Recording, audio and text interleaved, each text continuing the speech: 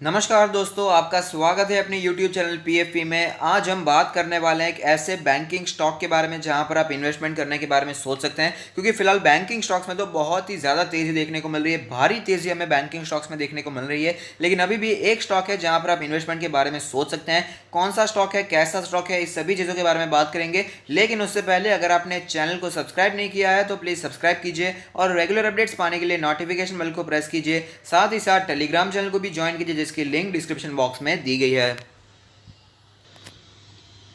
Stock का नाम आपके सामने है, कोटक महिंद्रा बैंक। यहाँ पर इन्वेस्टमेंट के बारे में सोचा जा सकता है। लार्ज कैप कंपनी है। मार्केट कैप की अगर बात करें तो 2,61,000 करोड़ के आसपास की मार्केट कैप है। लास्ट ट्रेडेड प्राइस है 1,319 रुपीज़, जो कि तकरीबन फ्लैट ही दिखाई दिया है। अगर इसके हम रिटर्न्स के प्रोफाइल के बारे में बात करें तो आप देख पाएंगे 1 वीक में फ्लैट रिटर्न्स देखने को मिल रहे हैं। अगर बात करें इसके 1 मंथ के रिटर्न्स के बारे में तो भी फ्लैट रिटर्न्स देखने को मिलते हैं। अगर बात करें इसके 1 ईयर्स के रिटर्न्स के बारे में तो 17% के आसपास का डाउनफॉल देखने को मिला है। 5 ईयर्स के बारे में बात करें तो आप देख पाएंगे मल्टी बैगर स्टॉक रहा है। यहां पर ज्यादा मूवमेंट इसमें भले ही देखने को ना मिला है, लेकिन 5 साल में फिर भी पैसे इसने डबल करके दिए हैं। 99% यानी कि ऑलमोस्ट 100% के रिटर्न इसने हमें बना कर दिए हैं। अगर बात करें इसके की मैट्रिक्स के बारे में तो आप देख पाएंगे पीई रेशियो है 29.34। अगर बात करें सेक्टर के पी रेशियो के बारे में तो वह 21.13। तो आप देख पाएंगे सेक्टर के पी के मुकाबले हमें ये महंगा दिखाई देता है। अगर बात करें इसके प्राइस टू बुक रेशियो के बारे में तो 3.76 है, जबकि सेक्टर का प्राइस टू बुक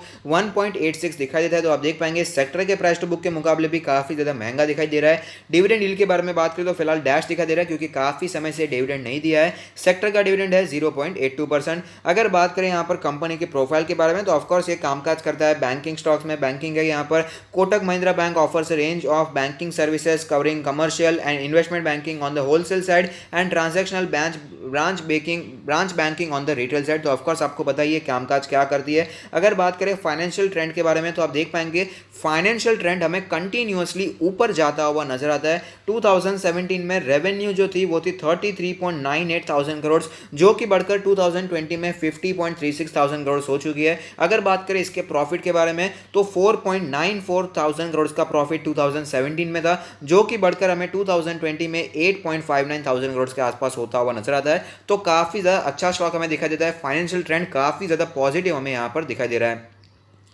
यहाँ पर एक सवाल आपके मन में जरूर होगा कि क्यों तेजी यहाँ पर देखने को नहीं मिल रही है। उसका एक रीजन मैं आपको बताना चाहूंगा। यहाँ पर पीयर कंपैरिजन हम करना चाहेंगे, जहाँ पर Kotak Mahindra bank, HDFC bank, ICICI bank और एक्सिस बैंक हमें दिखाई देते हैं, जो कि प्राइवेट सेक्टर के दिग्गज बैंक हमें यहाँ पर दिखाई देंगे। तो अगर बात करें एचडीएफसी बैंक के बारे में तो उसका पीई रेशियो है 24.73। अगर बात करें आईसीआईसीआई बैंक की पी रेशियो के बारे में तो वह 27.11।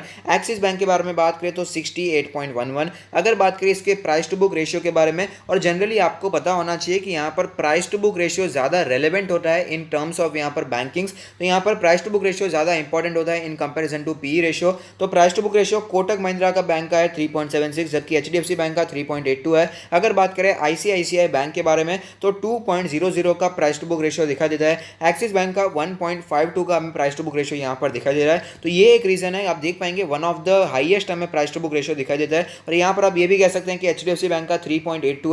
लेकिन मैं आपको बताना चाहूंगा एचडीएफसी बैंक और कोटक महिंद्रा बैंक के कामकाज करने में फंडामेंटल्स में भी हमें थोड़ा सा डिफरेंस यहां पर दिखाई देता है। एचडीएफसी बैंक नो डाउट यहां पर फंडामेंटली सबसे ज्यादा स्ट्रांग दिखाई देती है।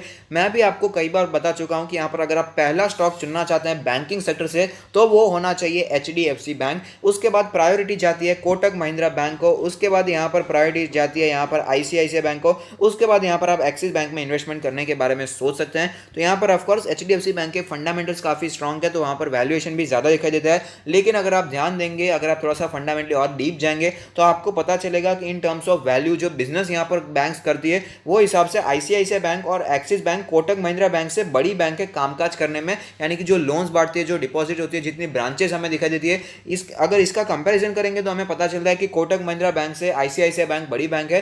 फिर भी इसका वैल्यूएशन ऊपर दिखाई देता है, फिर भी इसके रिटर्न्स हमें बेहतर दिखाई देते हैं, क्योंकि ये फंडामेंटली काफी स्ट्रांग बैंक दिखाई देती है Kotak Mahindra bank. HDFC bank के बाद कोटक महिंद्रा बैंक में ही आपको इन्वेस्ट करना चाहिए, ऐसा मेरा मानना है। आपका डिसीजन कोई अलग हो सकता है। कोटक महिंद्रा बैंक के जो प्रमोटर्स हमें यहाँ पर दिखाई देते हैं, जो कि उदय कोटक जी, वो भी काफी ज्यादा यहाँ पर सेल्फ मेड यहाँ पर बिलियनर बनते हुए नजर आ रहे हैं। तो वो यहाँ पर काफी ज्यादा रिस्पेक्टफुल पर्सन, रेप्यूटेड पर्सन दिखाई देते हैं, हार्ड वर्किंग पर्सन हमें दिखाई देते हैं। तो प्रमोटर्स भी यहाँ पर अच्छे दिखाई देते हैं। और साथ ही साथ यहाँ पर जो कामकाज क्या कंपनी करती है, कोटक महिंद्रा बैंक भले ही आईसीआईसीआई बैंक के मुकाबले कामकाज छोटा करती है, लेकिन जो करती है क्वालिटी का कामकाज हमें करती हुई नजर आती है। तो यहाँ पर आप इन्वेस्टमेंट के बारे में सोच सकते हैं। और ऑलरेडी ज़्यादा भागा हुआ स्टॉक नहीं है, ये भी एक अच्छी बात है। तो अब चलते हैं चार्ट्स पर, वहाँ पर कैसी सिचुएशन बनी हुई है उसके बारे में भी बात कर लेते हैं। तो आप देख सकते हैं मार्च में जब भारी गिरावट देखने को मिली थी तो 1000 रुपीज़ का level as a strong support हमें दिखाई दिया। और उसके बाद तेजी भी देखने को मिली, लेकिन ये ज़्यादा ऊपर नहीं जा पाया था। 1500 का level as a strong support हमें दिखाई दिया। इसका जो पुराना ऑल टाइम हाई हमें दिखाई दे रहा है वो है 1750 के आसपास का लेवल। तो वो हिसाब से फिर भी अच्छी रिकवरी दिखाई थी इसने। यहाँ पर हमें देखने को मिलता है कि बैंकिंग सिचुएशन हमें अच्छी दिखाई नहीं दे रही है, फिर भी एचडीएफसी बैंक और कोटक महिंद्रा बैंक ने काफ़ी अच्छी रिकवरी हमें यहाँ पर दिखा दी है। अगर बात करें इसके करंट सिचुएशन के बारे में तो आप देख पाएंगे काफ़ी समय से अटकता हुआ नजर आ रहा है, एक ही जोन में फंसता हुआ नजर आ रहा है। 1300 के आसपास काफी दिनों से हमें ये ट्रेड करता हुआ नजर आता है। तो यहां पर अगर बात करें इसके इंडिकेटर्स के बारे में तो मनी फ्लो इंडेक्स का नंबर कैलकुलेट होकर आता है 34.77, जो कि हमें यहां पर क्लियरली वीक दिखाई दे रहा है। अगर बात करें इसके आरएसआई के नंबर के बारे में तो आरएसआई का नंबर कैलकुलेट होकर आता है 51.16, जो कि हम कह सकते हैं कि न्यूट्रल टू स्ट्रेंथ कंडीशन हमें दिखाई देती है। अगर बात करें इसके एमएससीडी के बारे में तो एमएससीडी में जो सिचुएशन देखने को मिल रही है, आप देख पाएंगे एमएससीडी में फिलहाल तो बुलिश क्रॉसओवर चलता हुआ नजर आता है। अगर बात करें बॉलिंजर बैंड के बारे में तो बॉलिंजर बैंड के लोअर बैंड के आसपास सपोर्ट लेने के बाद हमें तेजी देखने को मिल रही है। अपर बैंड के आसपास ट्रेड करता हुआ नजर आता है। अपर बैंड का लेवल है 1351 का लेवल, मीडियन है 1296 का लेवल, लोअर बैंड है 1241 के आसपास का लेवल। पिवट पॉइंट्स के बारे में बात करें तो पिवट लेवल कैलकुलेट होकर आता है करंट मार्केट प्राइस के आसपास, रेजिस्टेंस है 1400 के आसपास। सपोर्ट्स के बारे में बात करें तो 1185 का पिवट सपोर्ट हमें यहाँ पर दिखाई देता है। अब मैं आपको ऑल टाइम चार्ट दिखाना चाहूंगा जहां पर एक कैंडल 1 मंथ को रिप्रेजेंट करेगी, जिससे हमें पता चलेगा कि स्टॉक ने कैसी मूवमेंट बना कर दी है। तो आप देख सकते हैं धमाकेदार स्टॉक रहा है, मल्टी बैगर रिटर्न से हम स्टॉक ने हमें बना कर दिए हैं। कभी भी ज़्यादा डीप करेक्शन स्टॉक में देखने को नहीं मिला था। और एक और बात है कि 2008 के फाइनेंशियल क्राइसिस में बहुत ही भारी गिरावट स्टॉक में देखने को मिल रही थी, बहुत ही ज़्यादा। मैं आपको दिखाना चाहूँगा, आप देख पाएंगे स्टॉक पहले ट्रेड करता था 350 के लेवल के आसपास, 400 ऑलमोस्ट 400 के आसपास ट्रेड करता था, 350 के आसपास ट्रेड करता था और कितना ज़्यादा गिर चुका था। आप देख पाएंगे 50 के आसपास ये ट्रेड करता हुआ हो चुका था। तो भारी गिरावट स्टॉक में उस समय पर देखने को मिली थी, लेकिन यहाँ पर कंपनी ने अपने आप को संभाल लिया। और आप देख सकते हैं आज कौन से पैमाने पे हमें ये कामकाज करती हुई नजर आती है। तो आप समझ सकते हैं इसका जो मैनेजमेंट है काफ़ी एफिशिएंट हमें यहाँ पर दिखाई देता है, प्रमोटर्स काफ़ी ज़्यादा अच्छे यहाँ पर हमें दिखाई देते हैं। और जनरली उसके बाद इसने सपोर्ट लिया है इसके 20 मंथ्स के ईएमए के आसपास, और उसके बाद हमें वापस तेजी कंटिन्यू रहती हुई नजर आती है। और फिलहाल ये स्टॉक हमें 50 मंथ्स के ईएमए के आसपास ट्रेड करता हुआ नजर आता है, जो कि फिलहाल कैलकुलेट होकर आता है 1212 के लेवल के आसपास। और यहाँ पर जब मार्केट में क्रैश देखने को मिला तब ये लेवल भी हमें टूटता हुआ नजर आया था। और यहाँ पर एक ऐसी भी न्यूज़ आई थी कि यहाँ पर मैं आपको एक और रीज़न बताना चाहूँगा कि क्यों हमें स्टॉक ज़्यादा ऊपर जाता हुआ नजर नहीं आ रहा है। तो जैसे कि आपको बताया, यहाँ पर बैंक्स की सिचुएशन तो बहुत कुछ अच्छी तो यहाँ पर दिखाई नहीं देती है। एनपीएस का प्रेशर यहाँ पर बना हुआ है, मॉनिटरिंग का कैश क्या होता है, आगे जाकर वर्डिक्ट क्या आता है, वो भी काफ़ी ज़्यादा इंपॉर्टेंट होने वाला है। और यहाँ पर मार्च में जब क्रैश देखने को मिला था तब यहाँ पर ये न्यूज़ आई थी, मुझे किसी ने शेयर की थी, मुझे पता नहीं है कि कितनी ज़्यादा यहाँ पर हमें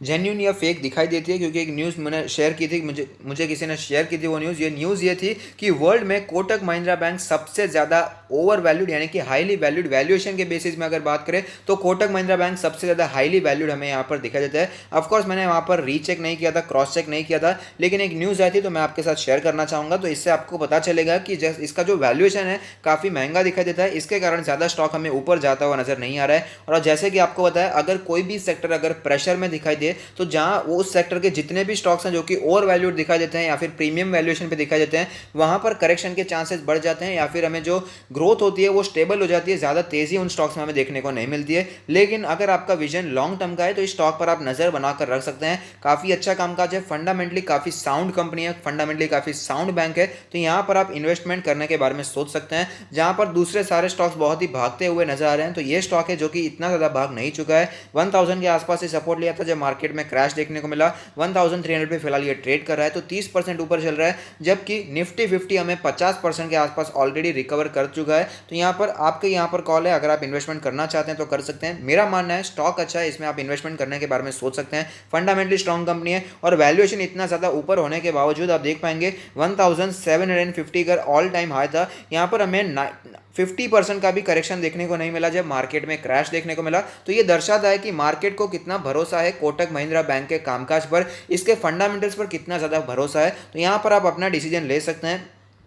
यहाँ पर मैंने आपको फिलहाल ही रेकमेंड किया था कि 1250 का level as a strong support हमें दिखाई दे सकता है। उसी लेवल के आसपास सपोर्ट लेने के बाद वापस हमें तेजी भी दिखाई दे रही है, लेकिन मेरा मानना है मौका अभी भी हाथ से नहीं निकला है। अब देख पाएंगे 1300 के आसपास स्टॉक ने पहले भी सपोर्ट लिया है, कई बार कंसोलिडेशन दिखा है। तो यहाँ पर आप अभी भी बाय करने के बारे में सोच सकते हैं। 1300 का level as a strong support हमें दिखाई दे सकता है। अगर बात करें इसके दूसरे सपोर्ट के बारे में, तो दूसरा सपोर्ट हमें दिखाई देता है 1200 से करके 1250 का लेवल। इन दो लेवल्स पर आप फोकस बनाकर रख सकते हैं और बाइंग के बारे में सोच सकते हैं। अपने पोर्टफोलियो में इसे ऐड करने के बारे में भी सोचा जा सकता है। और साथ ही साथ अगर आप अपना पोर्टफोलियो हमसे रिव्यू करवाना चाहते हैं तो उसका लिंक भी हमने डिस्क्रिप्शन बॉक्स में दे दिया है।